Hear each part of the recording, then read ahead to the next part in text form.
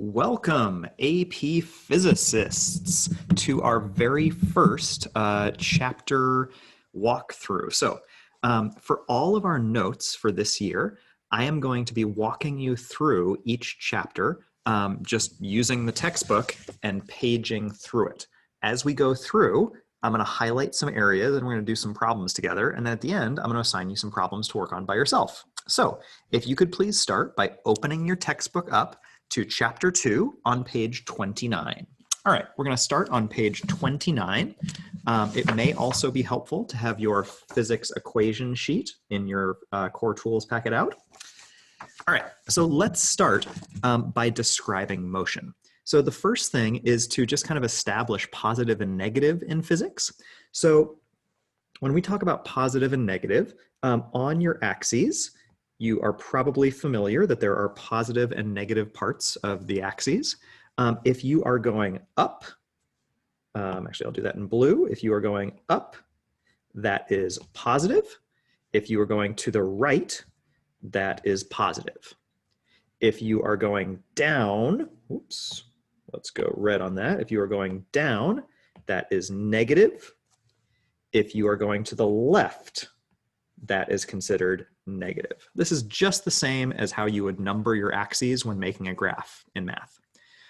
So anything up, positive, to the right, positive, anything down, negative, to the left, negative. Okay, the other things to note is that we have learned physics using d for distance, and now we're going to change that. Instead of using d for distance, I'm going to cross that out because now we are going to use x.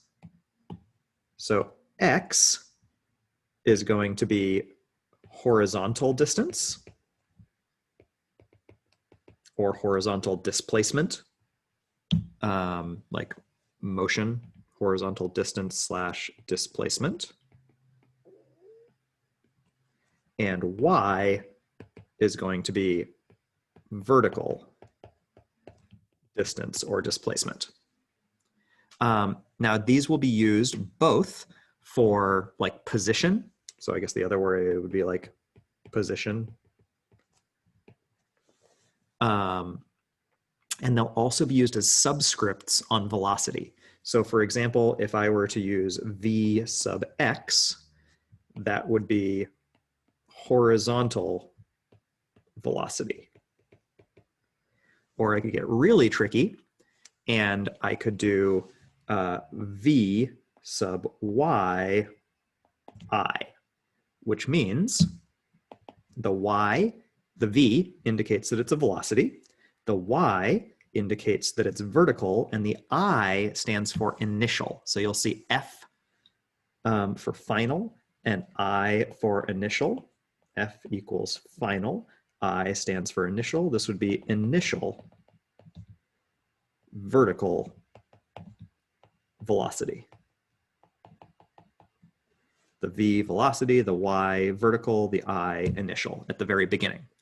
On your physics everything sheet, you will notice that in their equations, instead of using final and initial, they use x sub 0. So x sub 0 would be initial position or position at time 0. And then they just use x for final position. Okay, so from now on, I'm just going to be using x's and y's instead of distances for the horizontal and the vertical. All right, so let's start then. Now that we kind of know those details, let's look a bit at position and velocity. And let's start by taking a look at this position, and you can figure out velocity from it, diagram. So this is a position diagram. It shows the dots of where a kid walking to school was every minute. And then the arrows indicate how far they went in that minute and how fast they went. The bigger the arrow, the faster they were going. This was taken from some data tables. So somebody put in a data table, and you can see that in table 2.1. And then right here, I can look at how much this changed. So right here, I have a jump there, like a medium-ish jump, then another medium-ish jump, a medium-ish jump, and then little jump, little jump, little jump. If I look up the numbers on those, that would be 60 meters, 60 meters, 60 meters. And these are 20, 20, 20. And then it does some big jumps. So it goes whoop, big jump there. That's 100 meters. Another big jump there. That's 100 meters. And then another big jump there. That's 100 meters. So obviously, if you went 100 meters, you have to be going faster. So you can see that the more it changes, the bigger the arrow gets. We could also show that in a different way. So I could shift over, and in figure 2.4, I could show it in a graph. So I took those numbers and I put dots, position versus time. This part I would assume you are familiar with, showing where something was at a given time. And instead of, I basically added up all these dots, that would be 0, 1, 2, 3, 4, 5, 6, 7, 8, 9. I made those all the same. 0, 1, 2, 3, 4, 5. You guys get how counting works, right? Yeah, it's counting. And then plotted the points there. So I had a point there, a point there, a point there. This one would be 120, 180. Then a point, boom, boom, boom. And then choop, choop, choop, boom, boom, boom. So I took those dots, connected them with a line. Time always goes on the horizontal axis. So time is always horizontal. Position goes on the vertical axis. And now I have a continuous curve showing where I went.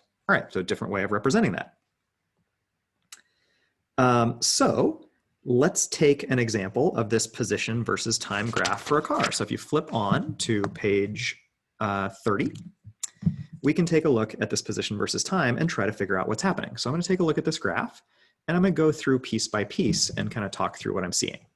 So I notice that the car is starting here, and that's 10 meters on the positive side. And since it's a car driving, positive is going to be to the right. So this is going to be 10 meters to the right of the origin. So whatever I've set my origin at, I'm 10 meters to the right when I start. Then the slope here is negative, which means it must be going to the left or backwards. So this is moving left or backwards. I'm not really sure if the car is in reverse there or if it's just driving left. And it's doing that up until this point right here at 10 minutes, it passes the origin. So it passes our starting, or like our, where we've said as our location that we're measuring from. At 30 minutes, it gets to negative 20 kilometers. So that's 20 kilometers left of the origin. In total, it came from 10. So it's gone left a total of 30 kilometers in 30 minutes. So that's 1 kilometer per minute. Then its position stays the same. It's at negative 20, negative 20, negative 20, negative 20. During that whole time, the car is sitting still. So right there, because the position is not changing, the position's at negative 20 and it's flat, that would indicate the car is sitting still. And then here, along this line, now the car is moving right. Right, it's now going back positive or towards the origin. And this was a 10-minute sitting still. Now from 40 to 80, that's 40 minutes where it's moving to the right. But now it's moving to the right more slowly. I can see that the slope is less, and so it's going slowly for those 40 minutes. It moves 20 kilometers. I can know it's 20 kilometers because it's that amount right there, 0 to negative 20. So that's a total of 20 kilometers in that part is 40 minutes. So that would be 20 kilometers per 40 minutes, or half of a kilometer per minute. Now, in physics, we generally measure things in meters per second instead. So that would be 1,000 meters in 2 minutes is equal to 120 seconds. 1,000 divided by 120, I don't remember my times tables exactly, but somewhere in the range of like 8-ish meters per second. So that's 20 miles an hour or thereabouts. And I might be off by a little bit there, but it's ballpark. Okay, let's shift on a little bit. Okay, now if we go back and take a look again at that graph of the kid walking to school, it shows a nice little example that a more gentle slope, right there, that gentle slope indicates that the student is slowing down. A steeper slope like this indicates a student is going faster. So faster equals steeper.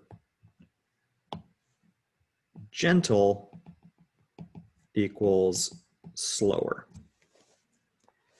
All of this is basically getting at the idea that, this is a big one, velocity is the slope of the position graph.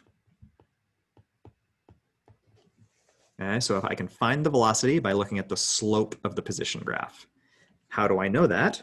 Well, I have this graph down here showing me that in this section right here where they're highlighting, I have a change of 300 meters in my position. I have a change of 3 minutes in my time. So velocity is equal to the change of distance over the change of time, which would be equal to 300 meters in 3 minutes. And the other thing we have to remember is that we convert minutes into seconds. So it'd be 100 meters per minute, but now I'm going to convert it to seconds. So it'd be 300 meters divided by 60 minutes in a 60 seconds in a minute, 180 seconds. So 300 divided by 180, get rid of my zeros, 30 divided by 18, cut those in half, share 3 is a common denominator, so that's 10/6, which is the same as 5/3, so that's 1 2/3 meters per second. All right, so let's say I was going to take this graph and turn it into a velocity versus time graph. To turn this into a velocity versus time graph, I'm going to keep the same time scale. So I'm going to say this 10 right here is going to turn into that 10 minutes there. And then I go 8, 6, 4, 2, 2, 4, 6, 8 minutes. Now for the velocities, I'm going to calculate them before I figure out exactly how I want to structure this. Now I know I just calculated the fastest velocity right here. This fastest velocity, because I see this is the steepest, it's steeper than this part, it's steeper than this part. So the fastest it's going to go is 1 2/3 meters per second. So I'm actually only going to make my velocity go up to 2 meters per second. And here I'll do 1 meter per second because it's halfway. And obviously the origin would be 0. Okay, so I know for the first 3 seconds, I'm going to break it down into 3-second chunks. So I'm going to have a 3-second chunk there, and then another 3-second chunk right there to 6, and then another 3-second chunk to 9. Because this is a straight line right there, I know that that straight line is going to have the same velocity the entire time. I just calculated it as, where did I calculate it? 1 2/3 meters per second. So everything from 6 to 9 will be 1 2/3 meters per second. And I tried to trace that out. That's supposed to be 2/3 of the way between 1 and 2. So that would be 1.67 meters per second there. Now, let's do the other 2 sections. Between 0 and 3, it goes to 180 meters. So 0 to 3 is 180. 180 meters divided by 180 seconds, because I know it's 180 seconds for 3 minutes, boom, boom, gives me 1 meter per second. So this first chunk is going to be a perfect 1 right there. Okay. And then I just have to figure out my slow chunk right there. That is also 3 seconds, so it's going to be over 180 seconds.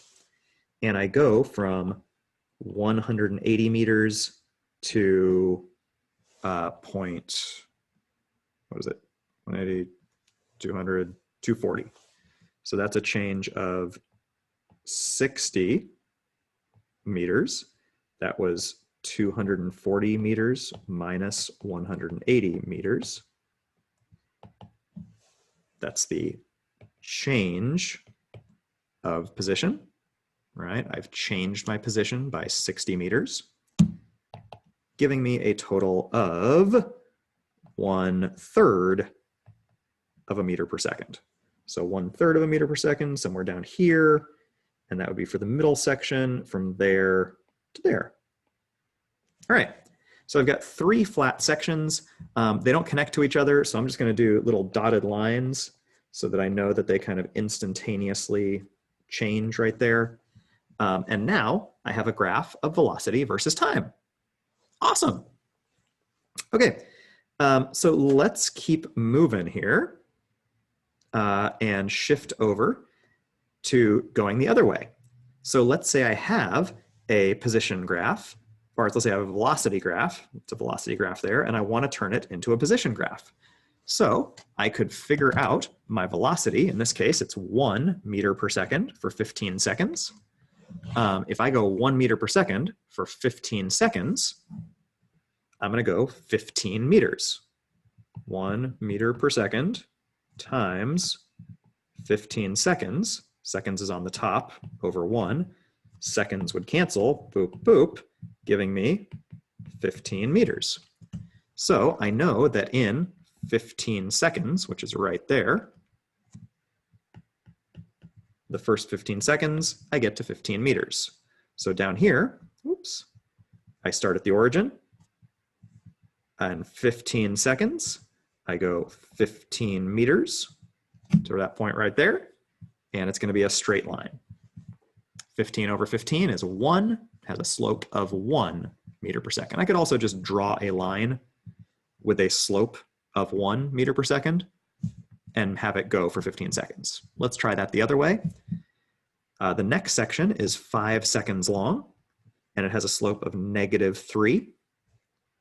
So I'm going to draw a -3 slope for 5 seconds, and that takes me back to the origin, back to 0. Okay.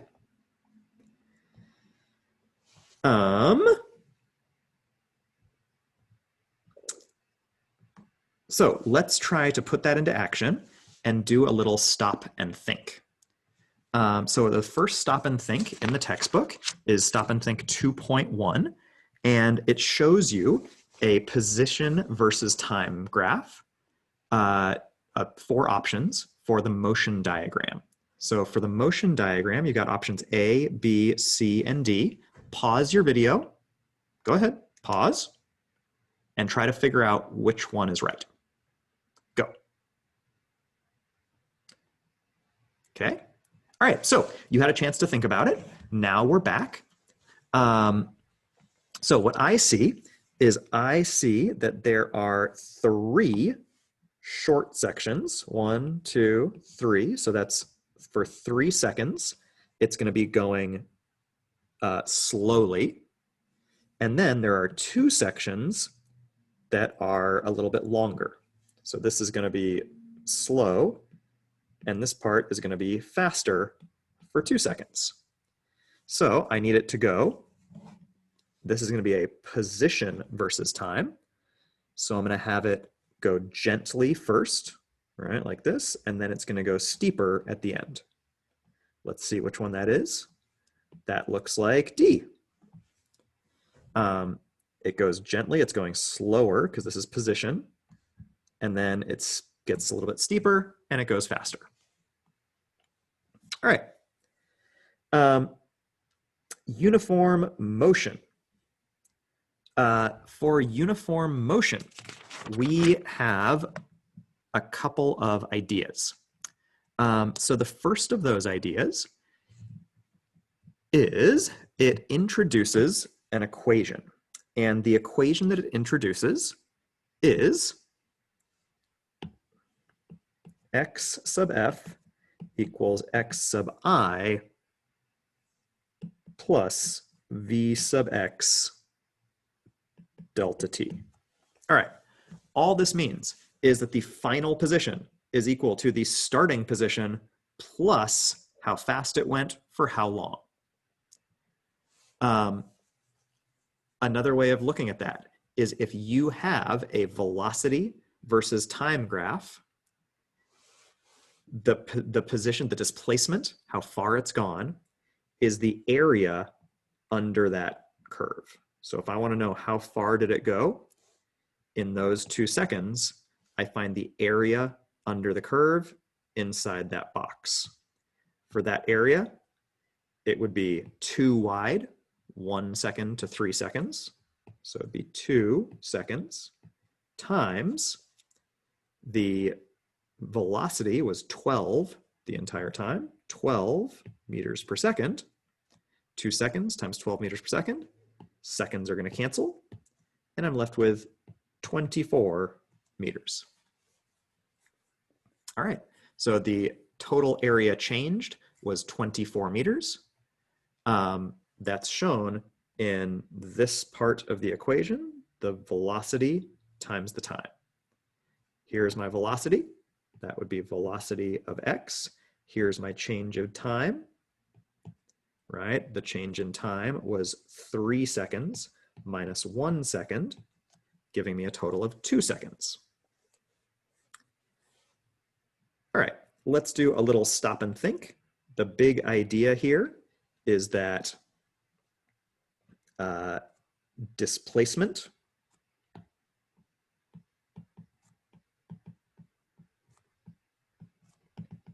is the area under the velocity graph. If you've taken calculus, you know that you can call that an integral. If you haven't, don't worry about it. All you have to do is find the area under the graph. All right, so let's do a little stop and think. 4 objects move with the velocity versus time graphs shown. That's interesting. Stop doing that. Huh. My camera got stuck. Undo, undo, undo, undo, undo. Sorry, guys. Technical difficulty. All right, back. So 4 objects move with the velocity versus time graph shown. Which object has the largest displacement between time 0 and 2 seconds? So I'm looking at this entire thing. They are velocity versus time, and I'm looking for the biggest displacement. Remember, displacement is the area under the graph. So if I look at the areas under each of these graphs, they would be here, that area, that is 1 meter per second times 2. 1 times 2 is 2 meters. This one is 2 meters per second times 2 is 4 meters. 2 times 1 is 2 meters, because this one's down at 0, doesn't give us anything. And then 1.5 times 1.5 is 2.25 meters. So which one has the biggest? B. It has the highest velocity for the longest time, so not surprisingly, it goes the furthest. All right. Another instantaneous velocity piece. So for instantaneous velocity, in order to find how fast something is on a position versus time, you want to find the slope of the graph. And you can do that at any 2 points. So it's in this graph, it's showing 2 points. I'm going to highlight this point down here, and I'm going to highlight this point down here, up here. Let's go higher. Let's do this guy, the higher one. Okay. So in order to find the velocity based on this graph, I can draw a tangent line, which basically means draw a line that goes through that point and only through that point. It's going to be something like that. There's my line. The steepness of that curve is pretty gentle at the beginning. At the end, up here, my tangent line is going to go through that point and only through that point, like that. Which one's steeper, the red line or the blue line? The red line is clearly steeper. So as time goes on, this object's going faster and faster and faster. So as I go up here, it's going steeper, steeper, steeper, steeper, steeper, steeper, steeper, steeper, steeper, steeper, steeper, all the way faster, all the way up. So the further I go along this one, the steeper the curve gets, and thus the faster the object's going. So this is the other idea. Slope of the x versus t graph equals velocity. Okay, so stop to think. Which velocity versus time graph goes with this position versus time graph on the left? Pause, think of your answer, and then start the video again. All right, welcome back. I'm glad that you've had a chance to figure out your answer. So I'm going to talk through the way that I would think about this. First, it says this is a position versus time graph in the blue.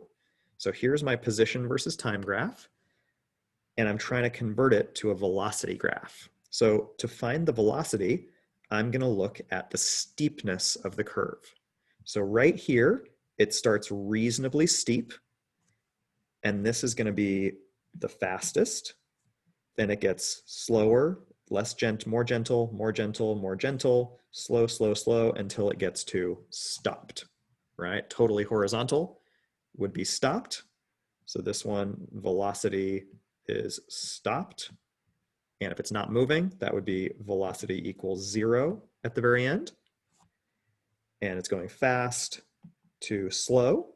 So the velocity should start really high, go down to really low, and eventually get to 0 when it's horizontal, because the slope of a horizontal line is 0.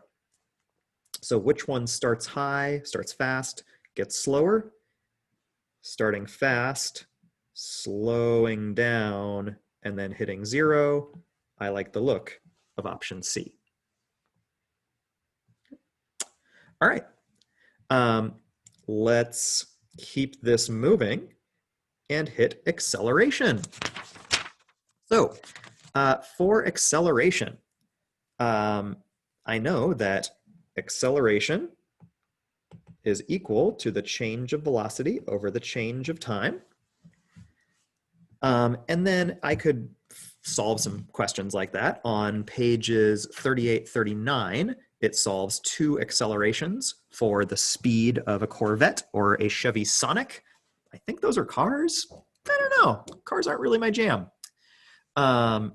So when doing that, I can kind of take a look at these diagrams. I am going to, just keep rolling. So looking at our acceleration, we have velocity versus time graphs for our two cars. The first velocity versus time graph is pretty steep for the Corvette. The second one is pretty slow for the Sonic.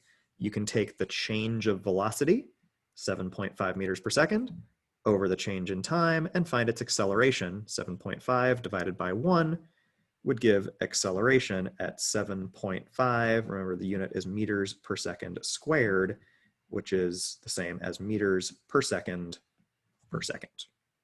Cool, because that was the velocity meters per second divided by the time unit seconds. Let's take a look at how we would go about finding an acceleration graph from a velocity graph. So now I have a velocity graph. I'm going to try and convert it to an acceleration. The big idea here is that acceleration is the slope of the velocity graph, because it is the change of velocity. This delta here is doing a lot of work. It's a change of velocity, and that means it's going to be the slope, the rise of the run. So an acceleration graph from this velocity graph, looking here, looks like I'm going to break it down into three sections again. Section 1 is going to that first mark. Section 2 goes 2 more marks, and then section 3 goes 2 more marks again. The first one has a very steep slope, so my acceleration is going to be reasonably high. I'll put in those extra marks there on my acceleration versus time graph. So it's pretty steep and it's going up, so that's a positive slope. So right here, I'm going to go positive at the beginning, and it's consistent for the first mark. Then this section right in here, that section is totally flat. That's a slope of 0. Actually, I'm going to use a different color just so you can see it more clearly. My slope of 0 starts here and goes for 2 sections there.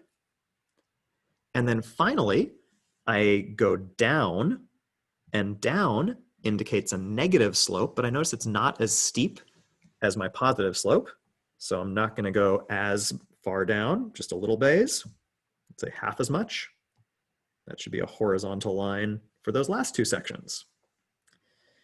Obviously, I'll need to make a negative part of my graph here. I'll say that's 1, 2, and this one was 1 because it looks about half as steep. I haven't done any real measurements or calculations, but it looks about half. Connect them with some dotted lines indicating that they are part of the same graph, and you're good to go. All right. Okay, we are going to do a little bit more acceleration. Oh, we're so close. I will just plug through. All right, so determining the sign of the acceleration. The sign of the acceleration is based off of whether the slope is positive or negative, and whether the velocity is positive or negative. You know what? I'm tired. We're going to put it on pause, and then we are going to come back in video 2 in just a second.